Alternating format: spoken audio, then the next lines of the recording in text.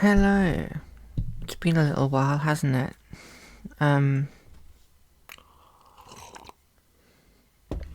Reason being is I've been rather introspective lately, and I think I just need time away from the internet in any kind of like interactive capacity.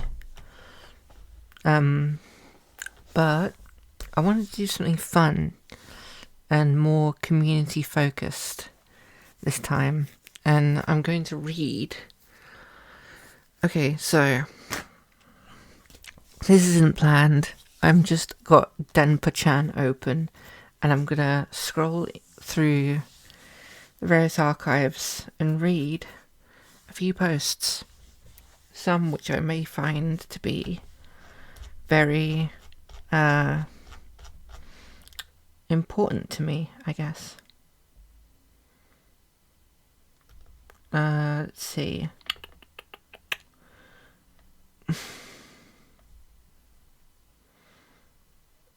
I'm trying to find something.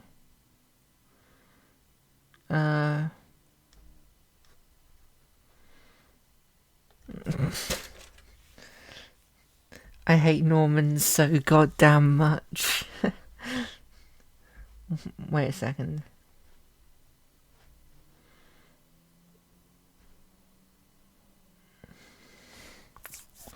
There's some of the stuff I haven't actually read. I'm not really a Denpa-chan scholar necessarily, but where is it? There was like a roleplay thread, and I can't find it now. Where is it? 1 minute. Okay, so I found it. You come to a fork in the road, posted on the 19th of April 2024. So it's almost 2 years ago. Kinda. You get what I mean? Like, so a month off, but you know. Left leads to spooky woods.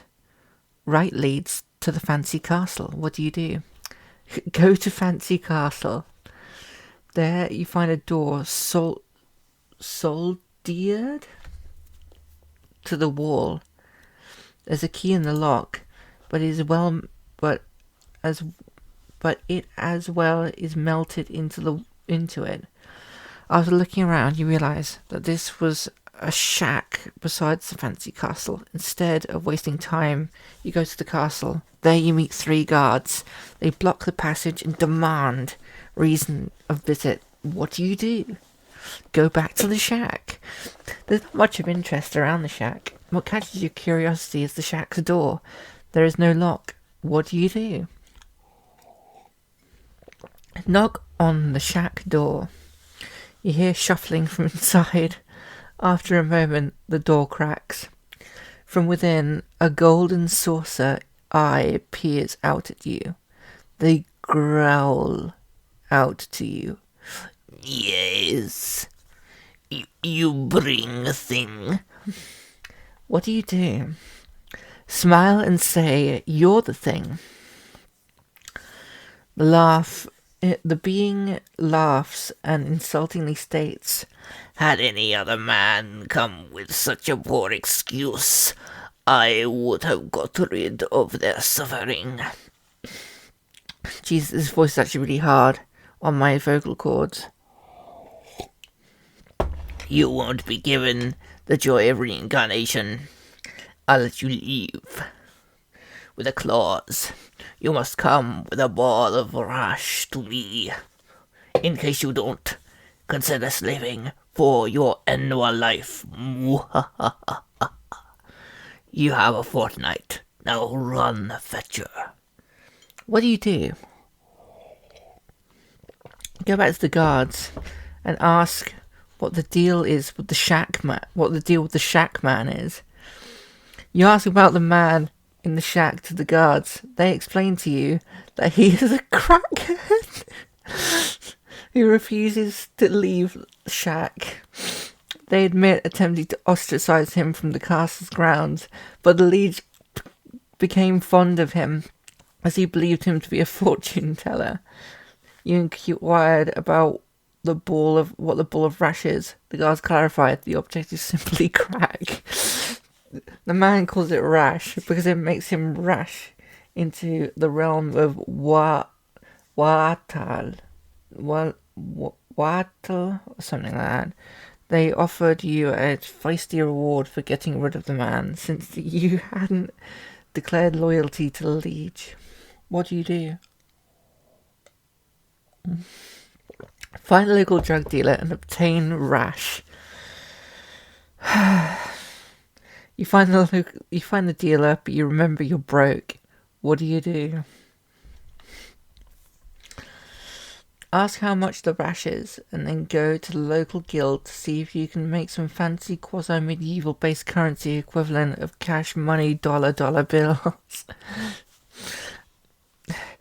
It's posts like this which I really like. Like, I think this is the first post I ever came across, and I actually gave it a good read. I remember like it being really funny at the time, and it still is. It's very reminiscent of like some of the real life adventures I would have, like of like, you know, you encounter a eccentric individual and you sort of go on a small quest that's rather grounded in reality. Mint talks about this quite a lot when I speak to him. He talks about like absurdist realism, and I think this is like a really good I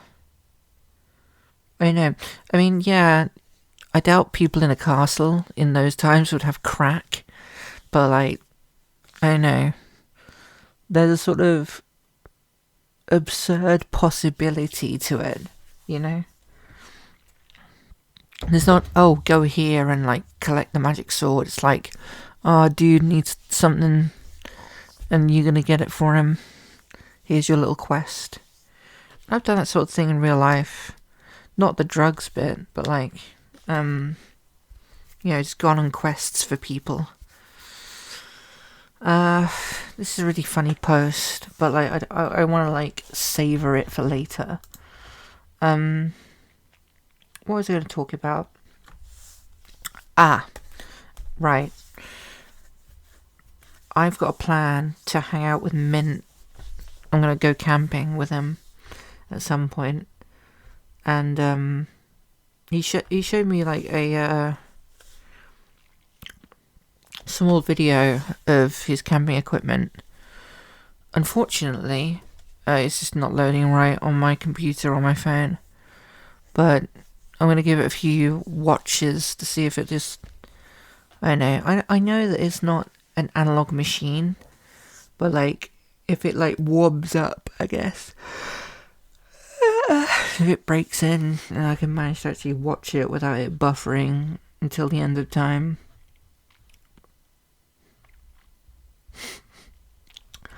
Okay. I'm just gonna like pick another post that jumps out to me. Okay, here we are. Sex. A sad excuse of a love. I've started to realise that sex does not matter that much. I guess it's more like a way to re-establish love you already have. Am I wrong? Like, a sex-obsessed person can only be expressing a lack of love, because love is a huge distraction in itself usually. A bit like how people that are addicts often lack fun from other places. Sex is not really that important unless you haven't had sex in a long time. I don't want to rag on other Denpas, you know, especially people who like just type. because I do this myself, but like, I've noticed that all of us tend to have like either like impeccable grammar or like very loose grammar. Like, there's weird sort of errors in spelling, and you know, some words are missed out. Maybe that theory about that one person being the only poster on Denpa is true. I don't know. I had sex once and hated it. I'm an avid sex hater today because of it. Okay. I don't know. It's a very interesting topic. I despise casual sex to an extreme extent. People who enjoy casual sex should not be allowed to partake in democracy unless it's with an android. I don't really believe that. Like, it's just it's a behaviour that, you know, doesn't have to cause harm. I don't know. It's a very complex topic. Like, if two consenting adults do it and it's not hurting anyone, in my opinion, then usually it's okay. I mean, there is like restrictions on that. Like, what is the relationship between two parties? Is there an unfair power dynamic, I guess? Here's another related one. Cigs make you goon. If you're thinking about stopping, either here is a tip. What? Cigs make you goon. If you were thinking about stopping, either here is... Doesn't really make sense. First fucking thing I've ever seen on this, and it's this. It's true. I've never smoked and I've never gooned, so you might be onto something. Do they actually make you horny? No, actually. Because like cigarettes, they reduce blood flow. Like nicotine constricts your blood vessels, if I'm not mistaken. So I guess it doesn't. But then again, nicotine also blocks estrogen receptors. So maybe you have more testosterone floating around in your blood. Probably depends upon your biology, your own little personal biology. I'm kind of just dipping into these threads, being like really superficial with it. I don't know why. I'm just reading through Denpa-chan. But like, if I go too deep, then I'll end up, you know, in this like swamp, you know, and I won't be able to get out, and this video will be like several hours long. Pardon me. Let's see. Like I said, I'm just looking at the list of threads that have been made specifically on the lounge. I'm just gonna pick randomly which ones I want to read.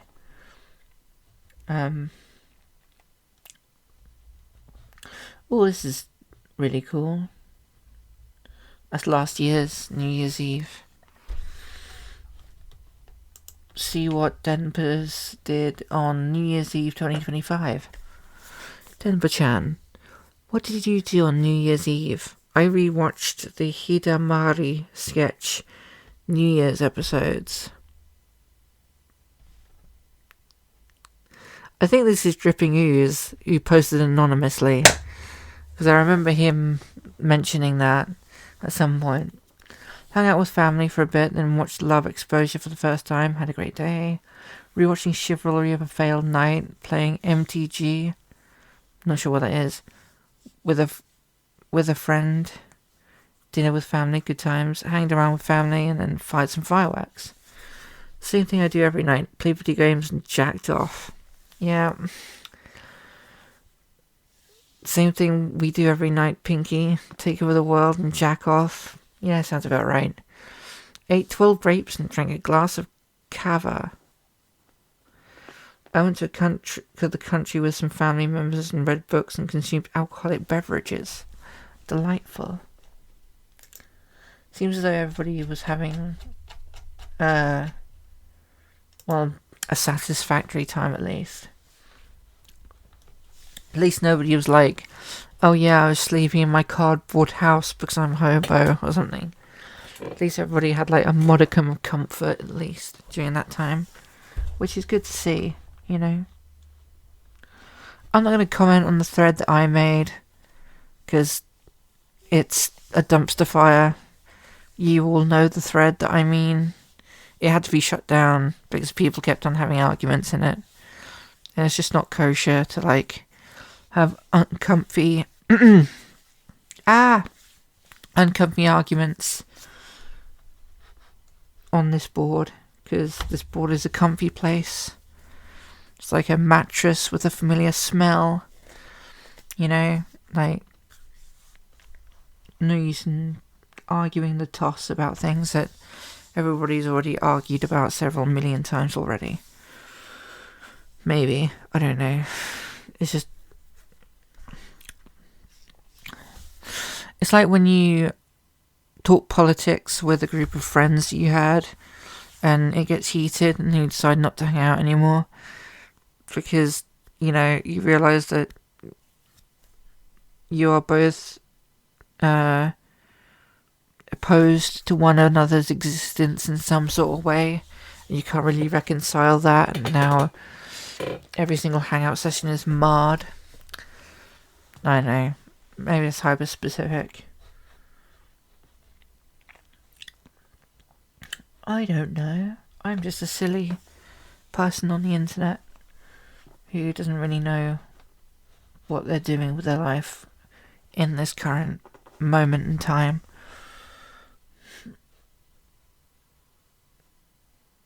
Ooh. Do you actually believe in archetypes? Let's see.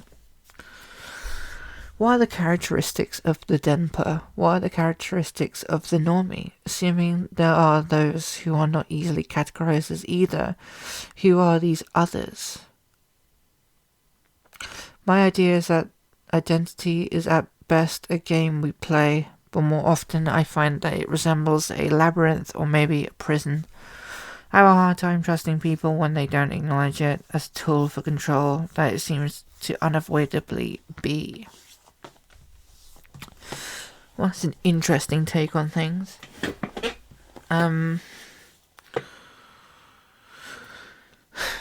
Archetypes. How do you put it? I don't know. It's kind of like seeing patterns in static, really. Like, the whole of reality is this eternally evolving, heavy fluid that has colour gradients inside of it. You know, everything moves and undulates and changes and blends into one another in various ways. And I think archetypes are just a from like categorical rationalization, if I'm using the like words right, because I'm got a headache right now and I don't feel very well. I never feel well. I think it's because of the black mold in this room. I feel better than usual though. Like if you notice, my like chronic cold is gone. My nostrils are very like dry because we're getting warmer weather. But along with that comes hay fever. So, you know. But yeah, like, I think archetypes are one of those things where we put people in boxes because the world's a bit too much. But they are useful in helping us navigate the world. It sort of gives us a sort of like a defined self, or like a defined Sorry, I keep on peeking the mic, as always. Gives us a defined sort of sense of self that we can then manipulate to move through the world, you know. So it's more, it's definitely like a tool in that way. A tool of control. True. One concept I really find interesting is not just control, but like self-control. Like everybody in like dark psychology, like you see these like videos online where it's like, use dark psychology to manipulate people, but like, what about manipulating yourself? Like, people lie to themselves, manipulate themselves, trick themselves into believing things all the time, and they don't even know they're doing it, What if you did that intentionally? Like self-hypnosis? I guess that's kind of what, like, magic is. Or, like, shadow work can be. Or even working with symbols to try and derive wisdom from them. Like I said, I'm rambling. As always. God, I'm being so surface level with these. Maybe I should like do several of these videos where I actually go in depth. This is like the taster session. This is like the like putting the tip of your tongue on like a Ritz cracker kind of thing. Because I'd love to just like delve deep into the archives and just like talk about the posts here. Vampire Numena, that's definitely a land reference. I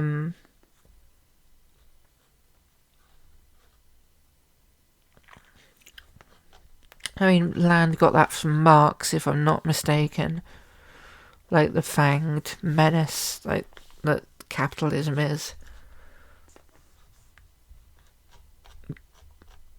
People talking about World War III. No and Dotes are wrong about pop punk and Denpa. I think that's an ooze thread.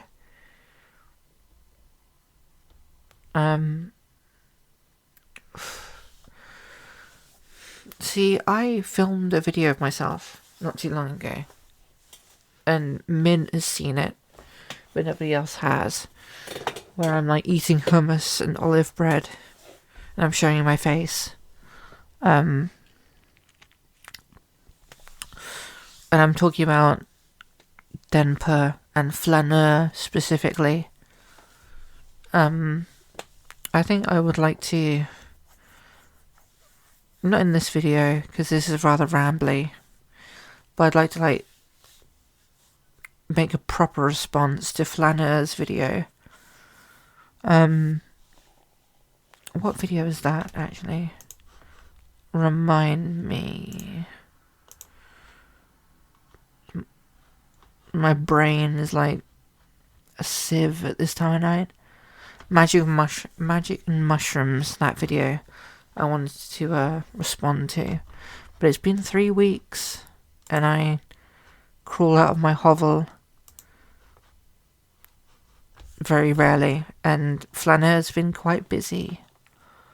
God, I'm so slow now, but I don't know, I think it's because I get in these states of mind where I don't know how to put it. I wouldn't call it melancholy. I'd probably say it was more of a sort of state of subdued, like, my soul is like subdued. It's in this like pit, and I don't really want to do anything. I just want to be comfortable and insulated, and not worry about things. You know, I think that's something to do with anxiety, because I tend to watch the same videos over and over again, or I listen to the same tunes over and over again in order to have a sort of familiar stimulus around, as life has been rather anxiety inducing right now. A lot of angst has been happening in my life, so yeah. I originally went to my graduation ceremony, and I was like, gee whiz, you know, I'm actually like technically an ordained like person of education now, I guess. And I was like, well, this kind of gives me permission to like pursue education more and be more scholarly. And I suppose I've been trying to organise my music books so I can do that.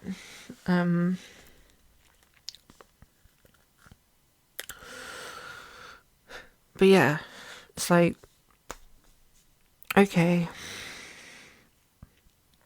I'm in the world now.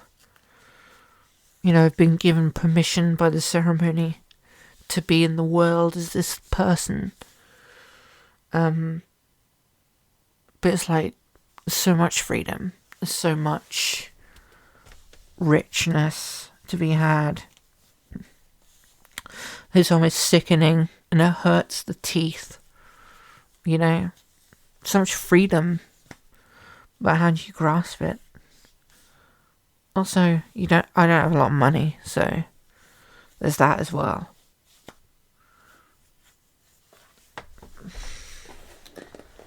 All of my problems could be solved with more money, pretty much. Well, not all of them, but like, obviously my circumstances could be solved very quickly with money. But that's life, and I suppose I just have to learn how to appreciate how things are right now.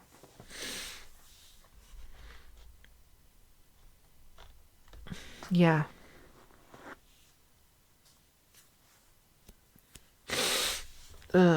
My chair makes weird noise. It's not really a chair though, it's a stool, like a piano stool that I sit on. Oh, a very cheap one.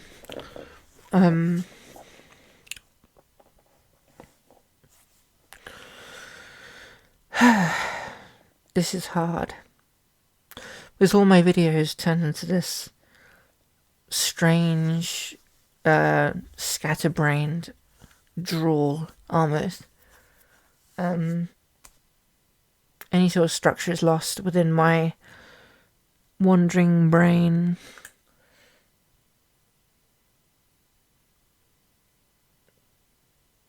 So, what are my plans in general? And with the camping trip with men. That'll give it structure. My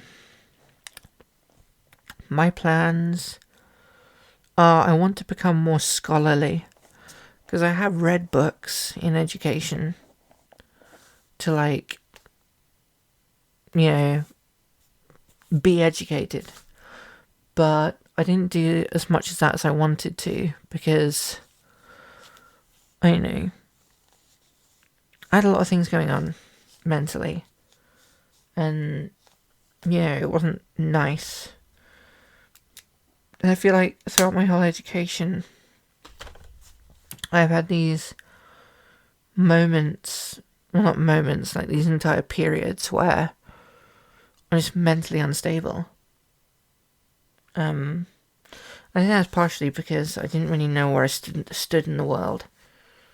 But now I do. And I'm like, my formal education is over. I could have done so much more with my education. But I just wasn't secure enough. And the problem with this line of thinking is that it's based entirely upon regret. And regret is one of those things where it can be incredibly toxic, actually. It can be something that consumes you for the rest of your life. And that's no good. Because it's similar to comfort, regret. It makes you live in one mode, and it limits your growth. So while I lament the fact that I was never had the mental fortitude or support in order to excel in education settings, I now know where I stand. And so, through self-education and what I've learned through the structures of education, I can give myself what I wanted to begin with. I suppose. I guess. Right. As per usual, meandering around. Let's get back to Denpa, because there's going to be something really cool around here. My name is Jeff. Not those threads. There was like a time on Denpa where like all of the threads were like really like low quality shit. Like completely horrible. No offense, but like, why was my thread deleted? Well, because it was trash. I'm sorry. Hey, ho, let's go. See, beans. First, chicken soup. Actually, let's check out chicken soup. Is chicken soup the ultimate rickety restaurant food? I would say absolutely. Reply with your underappreciated gourmet gem when well made with love and lots of herbs.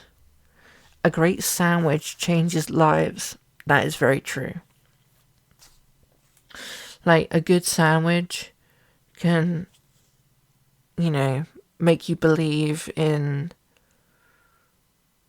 a God that cares about your heart and, bestows on you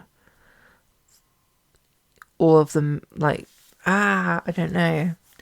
It makes you, there is sometimes a sandwich, you bite into it, and like, you believe in the milk of human kindness. Like, you feel like the chef, you like made your sandwich, like, decided to take a bit of their soul and give it to you to help you keep going. This isn't nourishment for just the body, this is nourishment for the soul, I once had a sandwich that was so good, I almost cried. And that was because, like, somebody had made it for me. It was like this, like, mackerel and tomatoes with, like, this really nice cheese. I can't remember what it was, because I was, like, kind of zoinked at the time. And I was just like, oh, it's so good. Tears,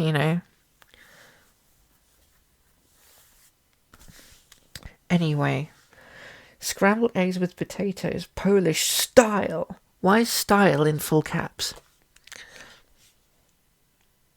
It's not explained, actually. Like, why? It's a lovely dish. I prefer to mince the tomatoes. 40% tomato, extra gooey. I didn't know you could do that, actually. I didn't know you can mince tomatoes. Also, do you, number 2, put broccoli? It's a perfect sandwich vegetable. I wouldn't agree that broccolini, is that like the like stick broccoli? I don't know. Probably. Greasy roadside shack burgers and sandwiches have something special about them. They're just so good, and the weariness of the road trip makes them taste even better. Yeah, I get that. Like, a good a nice little greasy burger that makes you feel like it's a dirty indulgence, you know? It's like the food version of prostitution. That is a bit graphic, I do apologise. The last reply just says, chicken soup sucks. Which I disagree. I think chicken soup can be really nice. Depending on what it is. Like, out of a can, like, chicken soup can be arse. It can taste like slop. Basically is, most of it. But then, like, if you, like, have the, like, stock and, like, the onion in the stock, it's like, oh my god. Nourishing food that keeps your body healthy and your soul strong. Especially when you're ill. Like, soup when you're ill, man, that stuff will sort you out. That will clear your sinuses and make your throats, like, feel as though it's been blessed by God himself. I don't know if really God is, like, a dude. I mean, they are a dude, but, like, I don't know if they're masculine or feminine. I don't really want to get into that, though. How do we completely desexualize our society? I truly believe that sex should be a human right. How the fuck can we strip sex of its taboo status if even the most progressive people in society rarely actually make steps towards desexualizing and are more so interested in making female sex work in an environment that was built by men for men? The system is flawed by design. Right. That's really detailed. I'm not going to touch that with the 10-foot pole right now. I think I would probably need some time to think about that. See what the current threads are, actually, because I haven't checked those yet. God damn it, my snot's back. Snotty person. Ah! I can't do this. I'm gonna die. Gonna die of snot. Gonna drown in my own snot. What a horrible way to die. Imagine, like, drowning, like, thick mucus. Struggling. And then, like, you know, you get submerged up to your neck. You can smell it. And there's, like, little green chunks in it. There's, like, nose hairs all around you. They're sticking to your skin as you're, like, swimming through the sea of mucus. Sorry for the visual. I know, if you can't tell, I'm in a really weird mood tonight. So, misery. At 02/3, Unix epoch 1697900, the Agora forum was put off for some time by Nihilist Surface Crew. It was shit. I don't know what this is about, but I know that the, like, Agora Road forums, I don't really post there much, because, I don't know. I think it just becomes stratified like every other place on the internet, and Yeah, this guy kind of puts it best. I browse Agora for a while. They suffer with the same stagnation every other online third place does. Not only do they react with scoffing at new fags, but don't even offer a place to start lurking. Comma. Lurking will never be enough for a new member. It needs care. Old nerds are quick to laugh at the newcomer. Yeah. If you do not cultivate civil, helpful discussion free of judgment, then it will all eventually become a flame war. Leading by example, and do not reject the new fag. Simply humble them. In Agora, there is also a lot of friendly people who are more than willing to chat. Just don't make the same mistake I made of posting my ass on the status page. I feel we need to address the autist's propensity to easily outrage and desert at the sight of any form of social interaction that does not involve technical talk. Yep. That's a kind of Agora in a nutshell. I've not been on there for so long because it just seems really, I don't know, it's not cliquey, it's more so just like kind of weird, kind of smells like awkwardness over there, like awkwardness and like, I don't know, I don't want to like sound really mean or anything, but like, you know, that one building in your secondary school where like all of like the special needs students live. They don't live there. Like they sort of reside there during the day. Now you may think I'm making fun of that place, but I used to go there quite a lot because I'm very dyslexic. But yeah, it kind of gives off that kind of vibe. I'm not gonna lie. It's very like awkward, and it has a particular smell to it that I don't know how to describe. A mixture of like new paint, like lunches consisting of mostly vegetable matter. That is not like any sort of like subtle like jibe, by the way. Like for some reason a lot of people at my special needs section like would eat a lot of vegetables. I do not know why. There's like plenty of like weird fruits there as well. Like there's a lot of like apricots and kiwis for some reason. Like there just seem to be a lot of like herbivorous special needs people there. I don't know why. Like I have no idea why. It just seems really weird to me that is a thing. I want to wrap this up actually, because I'm rambling a little bit again, and I've not really discussed my plans, and I've not really discussed the camping trip that I'm going to go on, but I will do, because I think this video will give me the sort of momentum to make more videos, maybe, hopefully so.